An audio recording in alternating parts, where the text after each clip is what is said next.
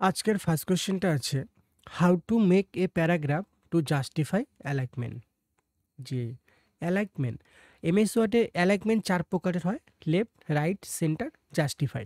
Left alignment মানে প্যারাগ্রাফের left দিকের margin বরাবর লেখাগুলো সারিবদ্ধভাবে আসবে এবং লেফট দিক রাইট দিকটা জিগজ্যাগ হয়ে যাবে। রাইট অ্যালাইনমেন্ট মানে পেজের রাইট দিকের মার্জিন বরাবর লেখাগুলো সারিবদ্ধভাবে আসবে এবং লেফট দিকটা জিগজ্যাগ হবে। সেন্টার অ্যালাইন মানে মিডিল থেকে লেখাগুলো সমান হবে, লেফট দিক আর রাইট দিকটা জিগজ্যাগ হবে। আর জাস্টিফাই মানে দুদিকটাই সমান হবে। তো এই যে পেজের মধ্যে এখন যে লেখাগুলো আছে, এখানে এখানে যে প্যারাগ্রাফটা আছে, এখন এই প্যারাগ্রাফের অ্যালাইনমেন্টটা কি আছে, লেফট আছে। এই জন্য লেফট দিকটা কি আসছে, লাইন বরাবর আসছে, কিন্তু রাইট দিকটা কিন্তু জিগজ্যাগ হয়ে আছে, মানে রাইট দিকটা অসমান হয়ে আছে। তো এটাকে কি করতে হবে, জাস্টিফাই করতে হবে। তো জাস্টিফাই করার জন্য আগে পুরো প্যারাগ্রাফটাকে সিলেক্ট করে নিতে হবে এভাবে।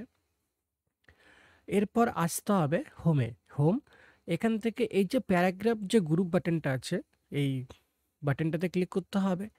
তারপর এই যে এখান থেকে অ্যালাইনমেন্ট, অ্যালাইনমেন্ট এখানে করা আছে লেফট, এর মধ্যে ক্লিক করতে হবে, করে করতে হবে জাস্টিফাই। এরপর ওকে। যে এখন প্যারাগ্রাফের লেখাগুলো রাইট দিকটাও লাইন বরাবর চলে আসলো, লেফট দিকটাও লাইন বরাবর চলে আসলো।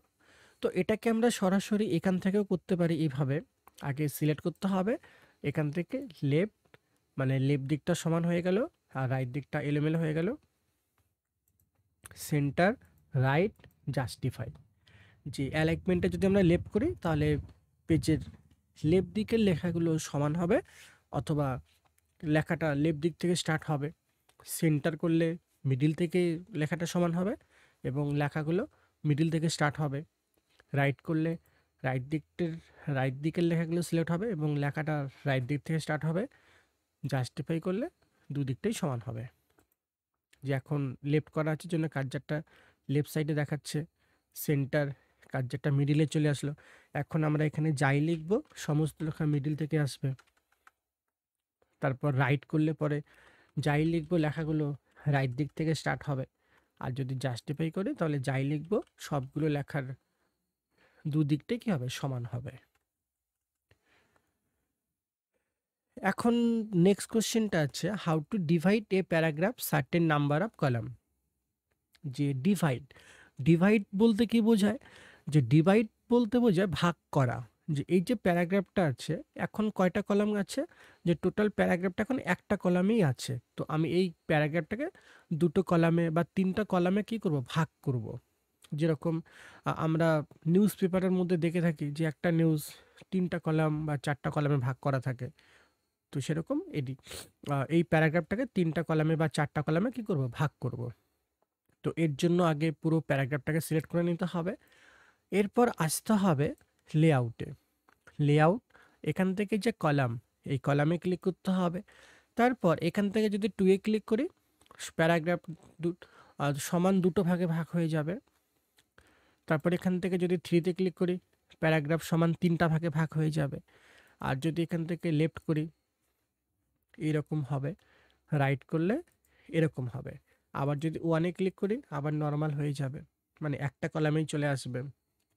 এখন আমরা এখানে ম্যাক্সিমাম তিনটা কলামেই ভাগ করতে পারবো। যদি আমাকে তিনের বেশি করতে হয়, যে আমি চারটা কলামে ভাগ করব বা পাঁচটা কলামে ভাগ করব, তো এই ক্ষেত্রে আমাদেরকে আসতে হবে কোথায়, এই যে মোর কলাম, এই মোর কলাম অপশনটাতে আসতে হবে। এরপর নাম্বার অফ কলাম, এই জায়গাটার মধ্যে লিখতে হবে কটা কলামে ভাগ করব। যেখানে চারটা কলামে ভাগ করব লিখে নিলাম। এরপর লাইন বিটুইন, লাইন বিটুইনে ক্লিক করলে কি হবে, প্রতিটা কলামের মাঝে একটা লাইন চলে আসবে। এরপর ওকে। যে প্যারাগ্রাফটা সমান চারটা কলামে ভাগ হয়ে গেল আর প্রতিটা কলামের মাঝে একটা লাইন চলে আসলো। এরপর আছে রিমুভ।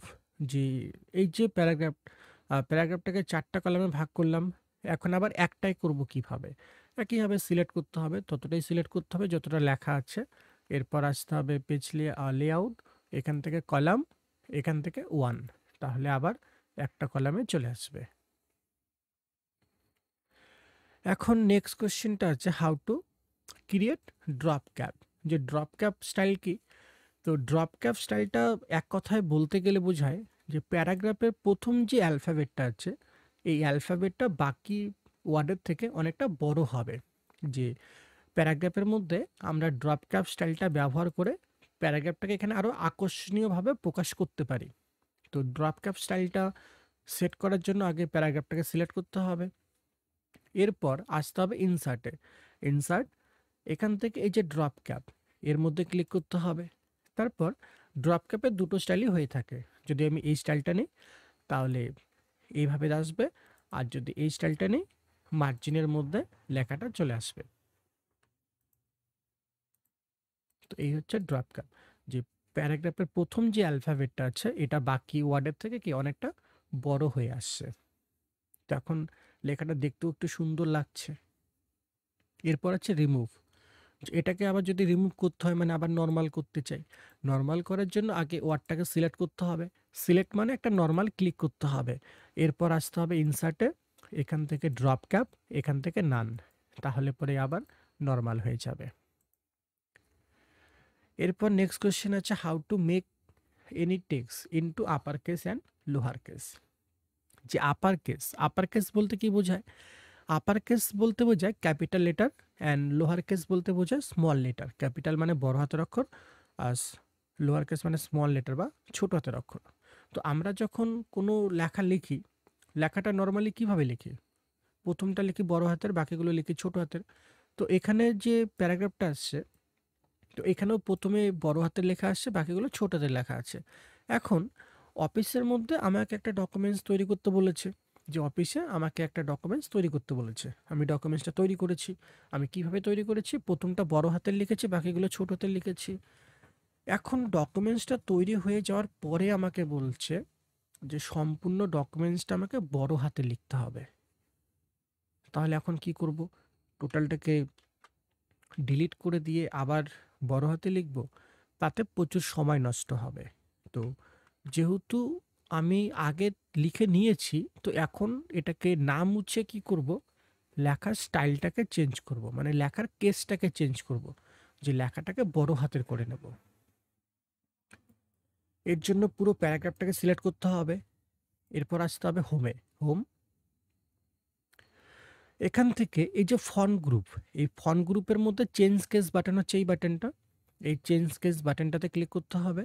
করার পর এখান থেকে আপার কেস, তাহলে সমস্ত লেখা বড় হাতের হয়ে যাবে।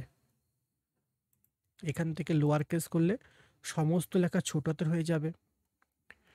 আর যদি সেন্টেন্স কেস করি, সমস্ত লেখা আবার একই চলে আসলো, যে প্রথমটা বড় হাতের, বাকিগুলো ছোট হাতের, নর্মালি আমরা যেভাবে লিখি।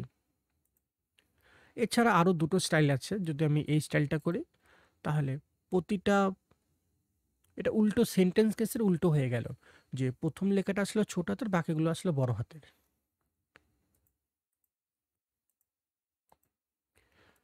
আর এখান থেকে যদি এই স্টাইলটা করি তাহলে প্রতিটা ওয়ার্ডের প্রথম যে ওয়ার্ডটা সেটা আসলে বড় হাতের।